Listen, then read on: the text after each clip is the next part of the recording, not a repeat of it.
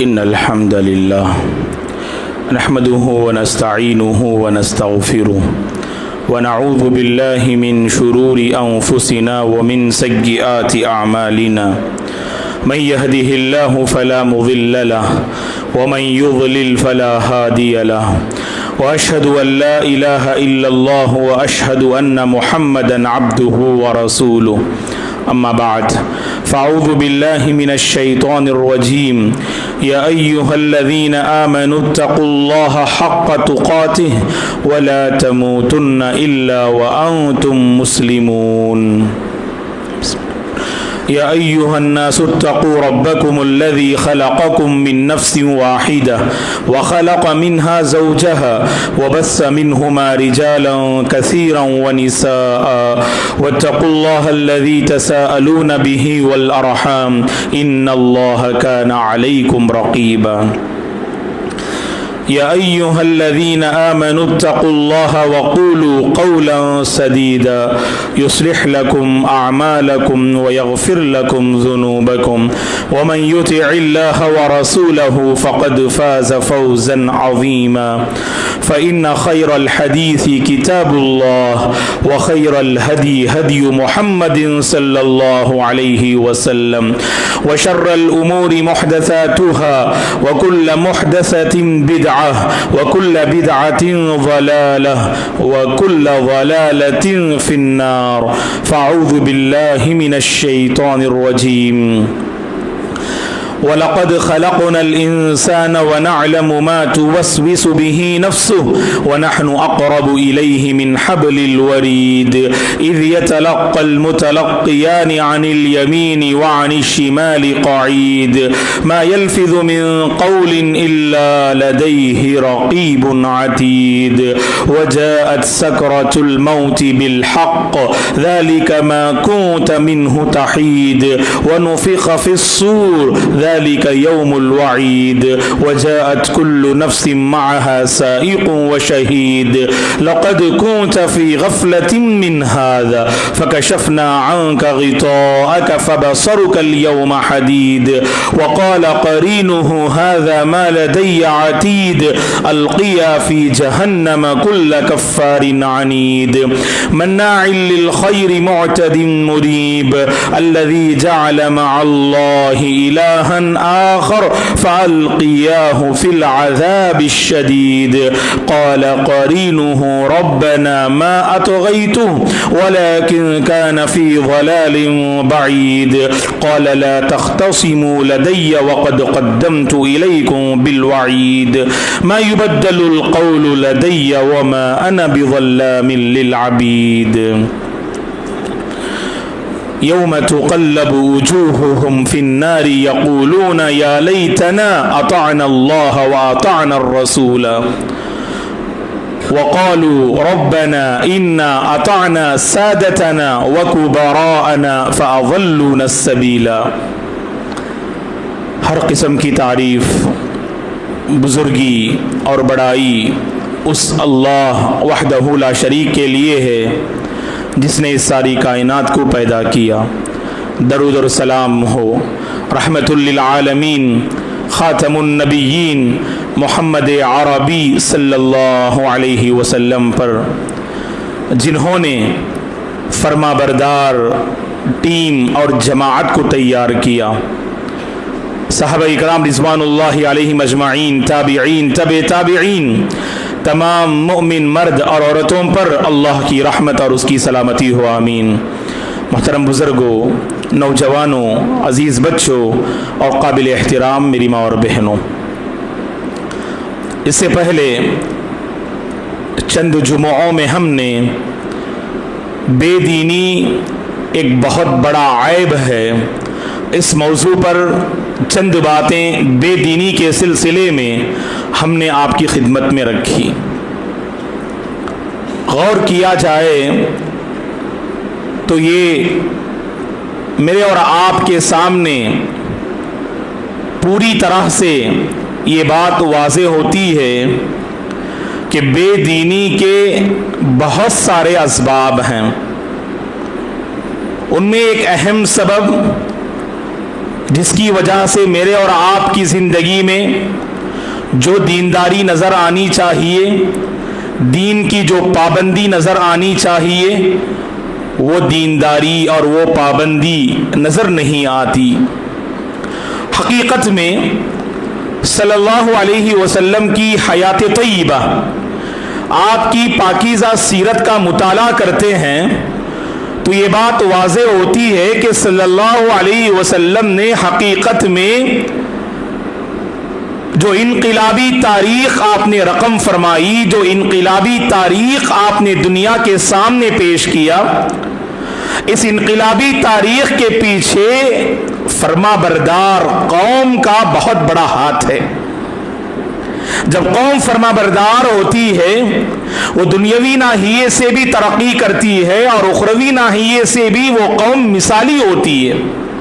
اور اللہ کے نبی نے جس ٹیم کو تیار کیا، جس جماعت کو آپ نے تیار کیا، جو اس روئے زمین کی انبیاء کے بعد سب سے بہترین اور مقدس جماعت ہے، جو صحابہ کی جماعت ہے، آپ اس صحابہ کی جماعت کو پڑھ کے دیکھیے گا، آپ کو اس زندگی کے ایک ایک ورق میں، صحابہ کی زندگی کے ایک ایک ورق میں آپ کو سم و طاعت کا غیر معمولی جذبہ نظر آئے گا۔ بڑی فرما بردار قوم تھی صحابہ کی، بڑی فرما بردار جماعت تھی صحابہ کی، اور جو قوم فرما بردار ہوتی ہے وہی مثالی ہوتی ہے، جو قوم فرما بردار ہوتی ہے وہی انقلابی تاریخ رقم کرتی ہے، جو قوم فرما بردار ہوتی ہے وہی ہر ناحیے سے سوسائٹی میں اپنا ایک انقلابی رول اور کردار پیش کرتی ہے۔ اور اسی لیے قرآن مجید میں اللہ تعالیٰ نے مختلف مقامات پر سم و طاعت کا حکم دیا۔ آپ اللہ کی باتیں سنیے، اللہ کی باتیں آپ جانیے، اور اللہ کی باتیں سننے کے بعد، جاننے کے بعد اپنی پریکٹیکل لائف میں اسے لانے کی آپ کوشش کیجئے گا۔ اسی کو ہم اطاعت سے تعبیر کرتے ہیں۔ اطاعت کا معنی کیا ہے؟ جو آپ نے سنا، جسے آپ نے سچ جانا، جاننے کے بعد اسے آپ نے مانا، اور ماننے کے بعد اسے اپنی عملی زندگی سے جوڑنے کا نام اطاعت ہے۔ اور اللہ نے مختلف آیات کریمہ میں اطاعت کی اس نے دعوت دی۔ یا ایھا الذین آمنوا اطیعوا اللہ واطیعوا الرسول، اے ایمان والو اللہ کا کہا مانو اور رسول کا کہا مانو۔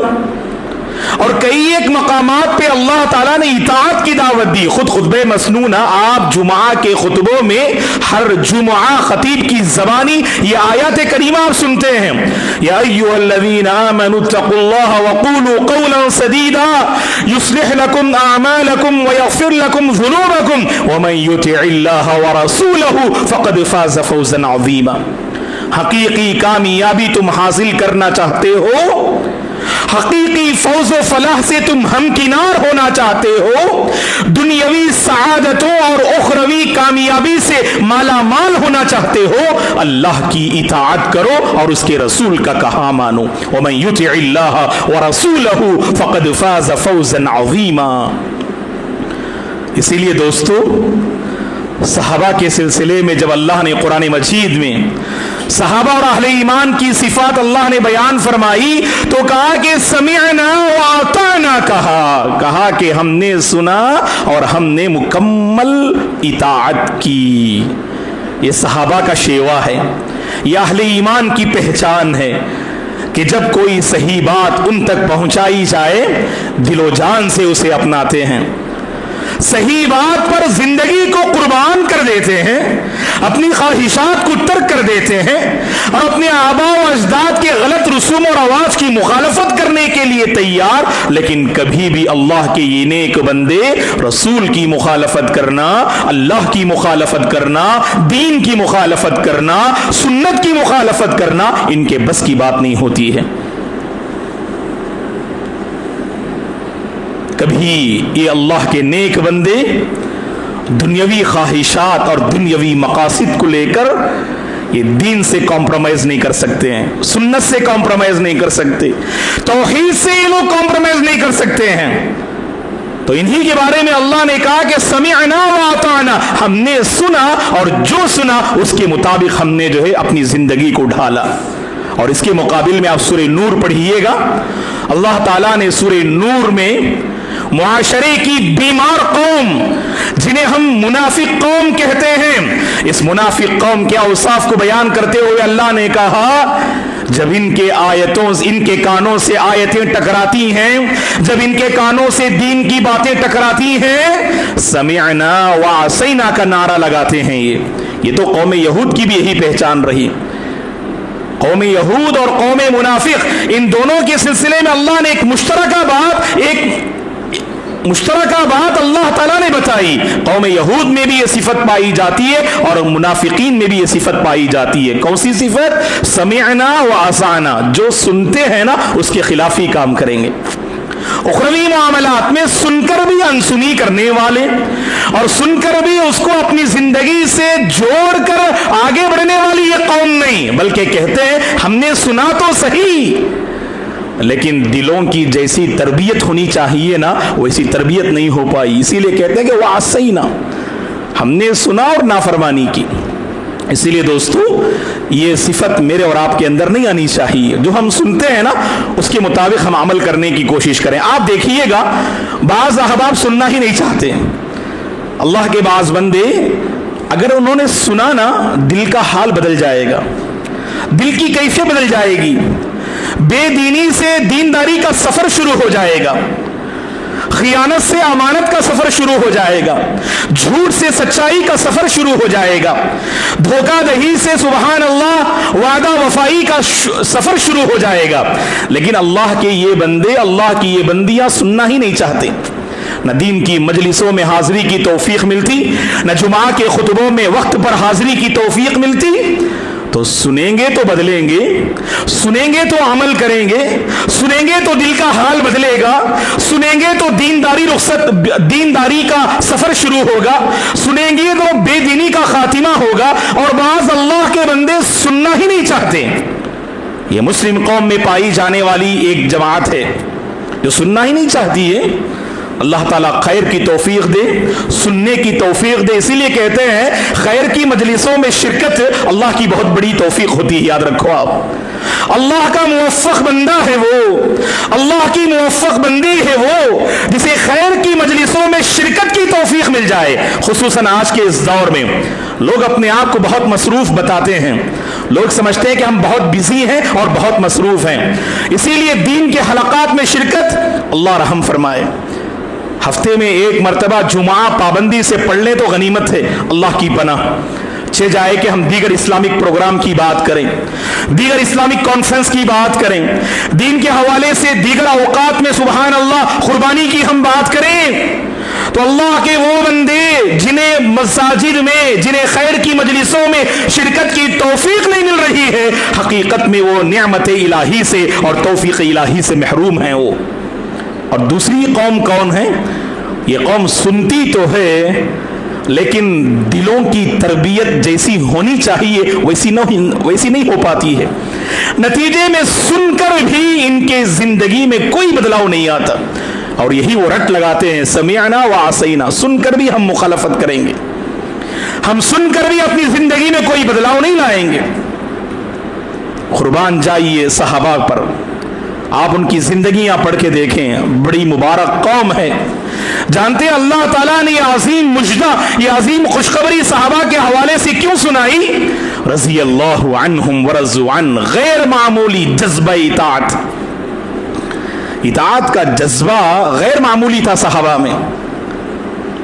جیسے فرشتوں کے بارے میں اللہ نے کہا نا ہمیشہ وہ حکم الہی کے منتظر رہتے، جیسے اللہ کی طرف سے کوئی حکم صادر ہوتا فرشتے لپکتے اور ایک دوسرے سے آگے بڑھتے سبحان اللہ، تاکہ حکم الہی کی تعمیل ہو سکے، تاکہ اللہ کا وہ حکم ہم بجا لا سکیں۔ فرشتوں کی وہ صفت صحابہ میں بھی نظر آتی ہے۔ اللہ کے نبی نے کہہ دیا نا اللہ اکبر، اللہ کے نبی کے اس فرمان پہ صحابہ قربان تھے۔ دوستو صحابہ کی سب سے بڑی خوبی یہی تھی، اللہ کے نبی کے فرمان پر، اسلام کے فرمان پر، اللہ کے فرمان پر صحابہ کی زندگی قربان تھی۔ اسی لیے اللہ تعالیٰ نے وہ عظیم مقام صحابہ کو عطا فرمایا، اور جہاں بھی گئے دلوں کو فتح کیے۔ جس کے اندر سننے کا جذبہ ہوتا ہے نا، اطاعت کا جذبہ ہوتا ہے، دوسری قوم ایسی قوم کی اطاعت کرتی ہے. یاد رکھو آپ، جب ہم رب کی جو ہے سبحان اللہ ناراضگی کو مول لیتے ہیں، رب کی نافرمانی کرتے ہیں، تو بندوں کے درمیان بھی معاملات ایسے ہی ہوتے ہیں. ہماری بات کوئی سننے والا نہیں ہوتا ہے. انسان کا جو کیریکٹر ہے، انسان کی جو زندگی ہے، اس کا اثر اس کی زبان پہ ہوتا ہے. یاد رکھو آپ.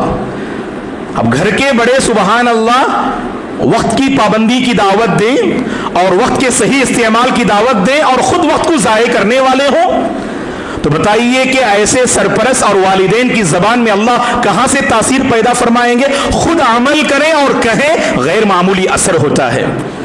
اگر ماں باپ نماز کے پابند، بچوں کو نماز کی تعلیم دینا، اللہ کی قسم اس گھر میں بچے نمازوں کے پابند ہوں گے. اگر ماں باپ کی زبان صحیح ہے اور صحیح جو ہے استعمال کی دعوت دیں، ان بچوں کی زبان دیکھیے کتنی شائستہ ہوگی. خود ماں باپ گالی گلوچ کا سہارا اور بچوں کو کہتے ہیں کہ شائستہ زبان استعمال کرو، اچھی اور عمدہ زبان استعمال کرو. کہاں سے وہ بچے اچھی زبان کے پابند ہوں گے؟ تو دوستو اثر ہوتا ہے. یاد رکھنا آپ، اطاعت کا اثر جو ہے سبحان اللہ ماحول پہ ہوتا ہے. اطاعت کا اثر آپ کے گھر پہ ہوتا ہے، اطاعت کا اثر آپ کے بچوں پہ ہوتا ہے، اطاعت کا اثر آپ کے ماحول میں ہوتا ہے. یاد رکھنا آپ، ہم نے صحیح معنی میں اطاعت نہ کی، اس کا اثر ہم نے اپنے ماحول میں نہ دیکھا. صحابہ کی زندگی پڑھیے، کتنی پیاری قوم تھی، سنا اور اس کے مطابق انہوں نے عمل کیا. وہ واقعی آپ کے ذہن میں ہوگا. حکیم بن حزام رضی اللہ عنہ، صحیح بخاری مسلم کی حدیث سے، رسول اللہ صلی اللہ علیہ وسلم سے انہوں نے کچھ مال کا مطالبہ کیا. غریب تھے، مطالبہ کیا، اللہ کے نبی نے دے دیا. پھر وقفے کے بعد پھر مطالبہ کرتے ہیں، دوسری بار طلب کیا، اللہ کے نبی نے دے دیا. تیسری مرتبہ طلب کیا، اللہ کے نبی نے دے دیا. اور تیسری مرتبہ پیسے دینے کے بعد آپ نے نصیحت فرمائی حکیم بن حزام رضی اللہ عنہ کو، اے حکیم یاد رکھنا، اس مال میں کچھ مٹھاس ہے، اس مال میں رونق ہے. اور کچھ نصیحتیں آپ نے مال کے حوالے سے آپ نے فرمائی، اور آپ نے اس طویل حدیث میں فرمایا الید العلیٰ خیر من الید السفلیٰ. حکیم یاد رکھنا، جو دینے والا ہاتھ ہوتا ہے وہ ہمیشہ بہتر ہوتا ہے لینے والے ہاتھ سے.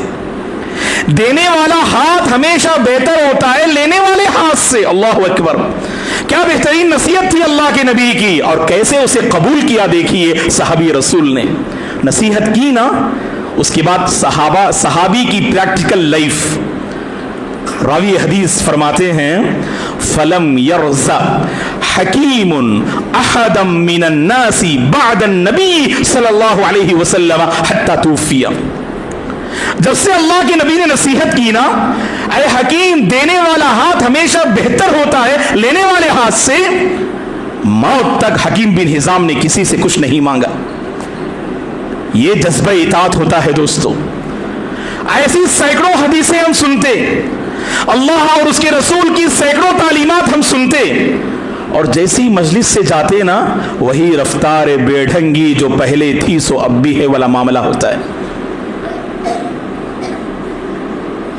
تاریخ بدلتی ہے ایسوں سے. یاد رکھو آپ، ماحول بدلتا ہے ایسوں سے، حالات بدلتے ہیں ایسوں سے. کیسے؟ جو فوری طور پر اطاعت کریں. میرے اور آپ کے کان سے اللہ کی یا رسول کی کوئی بات ٹکرائے اور فوری طور پر عملی زندگی میں اسے لانے کی کوشش کرے، قربان جائیں ایسی زندگی پر. وہ جذبہ ہونا میرے اور آپ کے اندر. جانتے آپ عمر بن خطاب اتنے جو اونچے انسان تھے، بڑے انسان تھے، کیا جذبہ تھا. دیکھیے اللہ کے نبی کے فرمان پر عمل کرنے کا جذبہ. ایک مرتبہ آپ نے باپ کی قسم کھائی. ہم اور آپ جانتے باپ کی قسم نہیں کھانا، ماں کی قسم نہیں کھانا، سرزمین ہندوستان کی مٹی کی قسم نہیں کھانا، صرف اللہ کی ذات کی قسم کھانی چاہیے. من کان حالفا فلیحلف باللہ. ایک مرتبہ عمر بن خطاب نے اپنے باپ کی قسم کھائی. نہیں معلوم تھا کہ باپ کی قسم نہیں کھانی چاہیے. اللہ کے نبی نے عقیدے کی اصلاح فرمائی اور عمر بن خطاب سے کہا اے عمر، اگر کسی کو قسم کھانی ہے تو اللہ کی قسم کھائے، اللہ کے علاوہ لا تحلفوا بآبائکم، اپنے باپ دادا کی قسم نہیں کھانا. ہمارے اپنے احباب بات بات پہ جو ہے کیا کرتے ہیں، باپ کی قسم، ماں کی قسم، مٹی کی قسم، پتہ نہیں اللہ ہدایت دے. غلط ہے دوستو یہ. تو صرف اللہ کی قسم کھائیں. تو جیسے ہی سنا اللہ حضرت عمر بن خطاب نے اللہ کے نبی سے کہ صرف باپ کی قسم نہیں کھانی چاہیے، صرف اللہ کی قسم کھانی چاہیے، کیا کہا جانتے ہیں؟ فواللہ ما حلفت بها منذ سمعت رسول اللہ صلی اللہ علیہ وسلم ینہا عنها ذاکرا ولا آثرا. اللہ اکبر. صحیح بخاری مسلم کی حدیث. کیا فرمایا عمر بن خطاب رضی اللہ عنہ نے؟ جذبہ اطاعت نام ہے اس کا.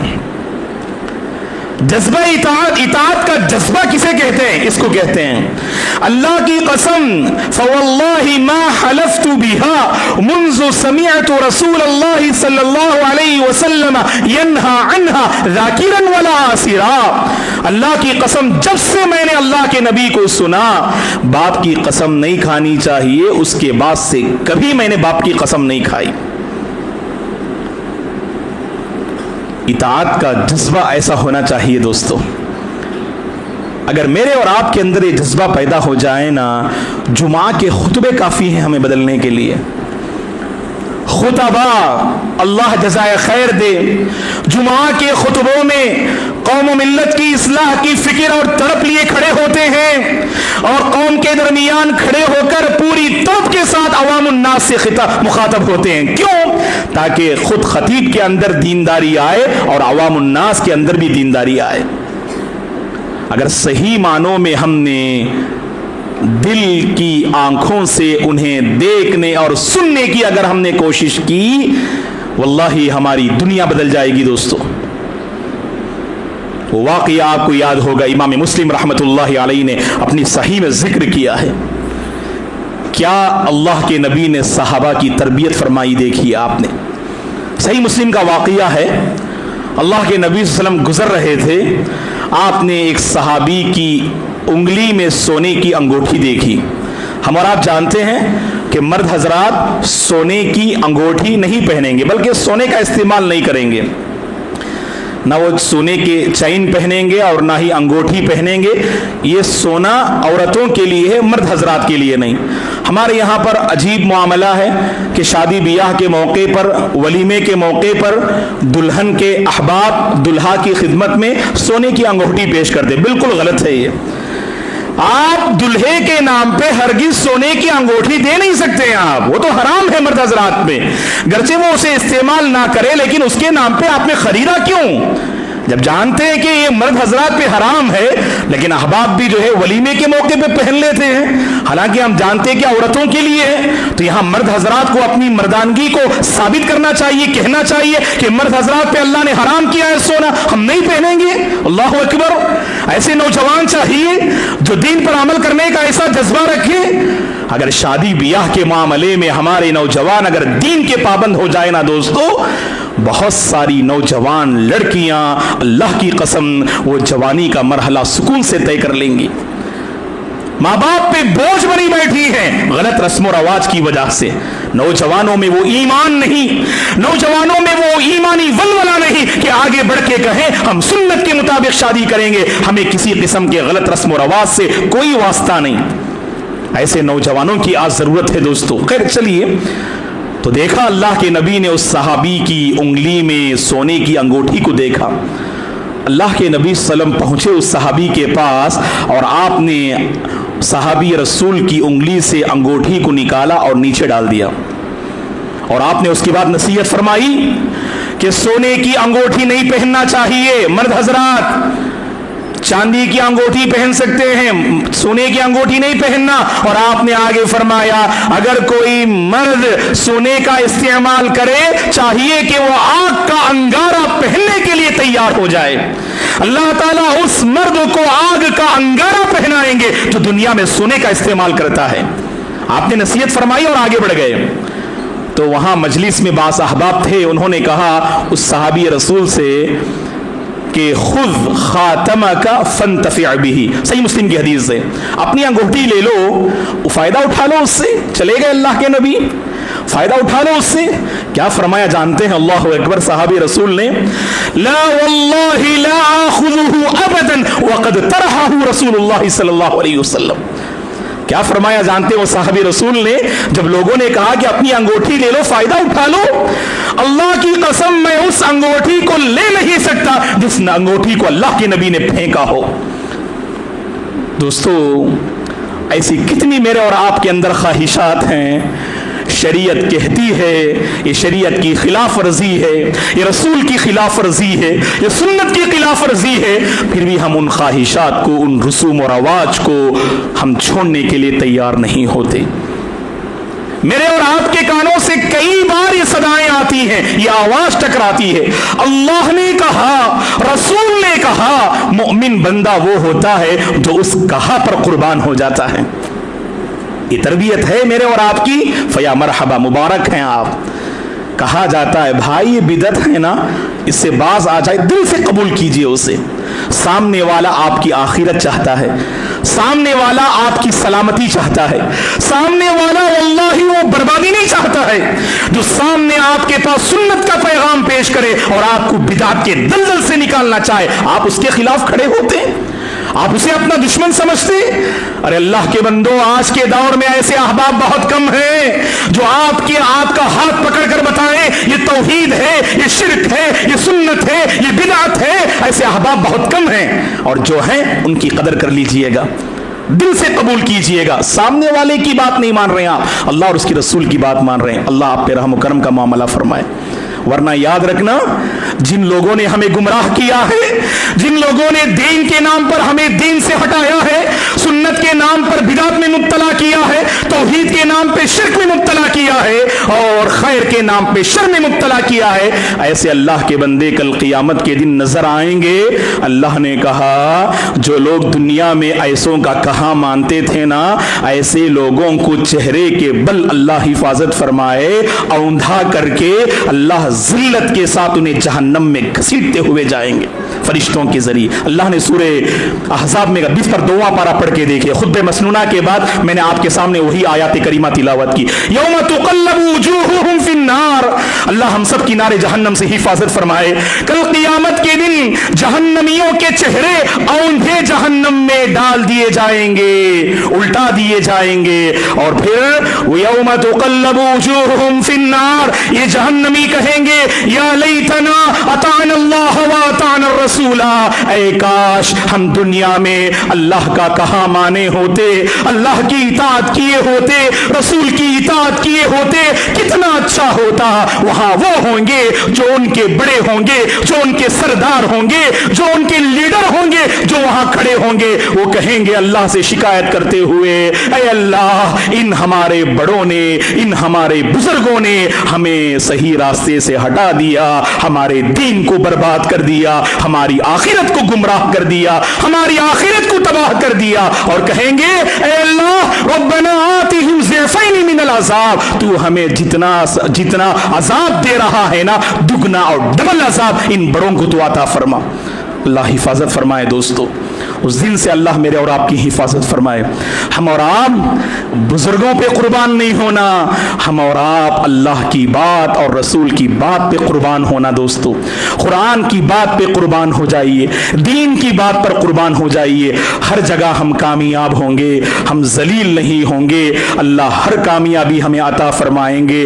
ہندوستان میں حالات جو بدل رہے ہیں نا دوستو، یہ میرے اور آپ کے دین سے دوری کا نتیجہ ہے، اور اللہ اور اس کے رسول کی مخالفت کا نتیجہ ہے۔ اگر ہم کامیاب زندگی چاہتے ہیں، پرسکون زندگی چاہتے ہیں، اور برکتوں والی زندگی چاہتے ہیں، امن کا سایہ ہم چاہتے ہیں، امن کا بادل اگر ہم چاہتے ہیں، ہمیں اللہ کا کہا ماننا ہے اور رسول کی اطاعت ہمیں کرنی ہے۔ پروردگار سے دعا ہے اللہ تعالیٰ مجھے اور آپ کو دین کے حوالے سے جو صحیح باتیں ہم تک پہنچائی جائیں اسے دل و جان سے قبول کرنے کی توفیق عطا فرمائے، سنتوں پر قربان ہونے کی توفیق عطا فرمائے، اللہ اور اس کے رسول کی مرضی پر زندگی کو گزارنے کی پروردگار توفیق عطا فرمائے۔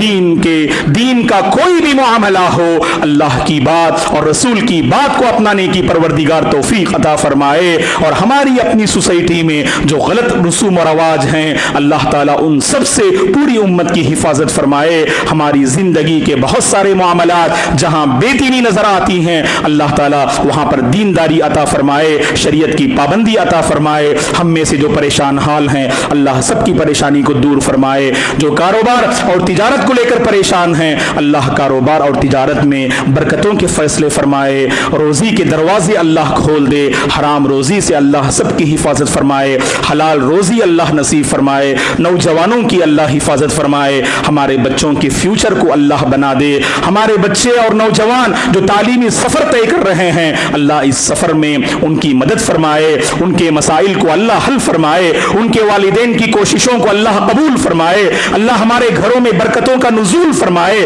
اللہ ہماری خواتین کو ہمت دے، ایمانی ولولہ عطا فرمائے، اللہ ہمارے گھروں میں دینداری کا ماحول پیدا کرنے کی توفیق عطا فرمائے، ہر قسم کے فتنے سے اللہ پوری امت کی حفاظت فرمائے، خصوصاً ہماری یہ بستی شہر پرنمبٹ کے نوجوانوں کی اللہ تعالی حفاظت فرمائے، یہاں کی جو مساجد ہیں انہیں آباد کرنے کی اللہ توفیق عطا فرمائے، یہاں کے جو محترم علماء ہیں اللہ تعالیٰ ان کے ذریعے سے صحیح معنی میں دین سمجھنے اور سیکھنے کی اللہ ہم سب کو توفیق عطا فرمائے، کتاب و سنت کا پروردگار ہم سب کو داعی بنا دے، کتاب و سنت کا شہدائی بنا دے، اللہ تعالیٰ مرتے دم تک اللہ مجھے اور آپ کو کتاب و سنت پر باقی رکھے اور اسی کتاب و سنت پر اللہ خاتمہ نصیب فرمائے، آمین۔ اقول قولی ھذا واستغفر اللہ لی ولکم ولسائر المسلمین من کل ذنب فاستغفروه انه الغفور الرحیم۔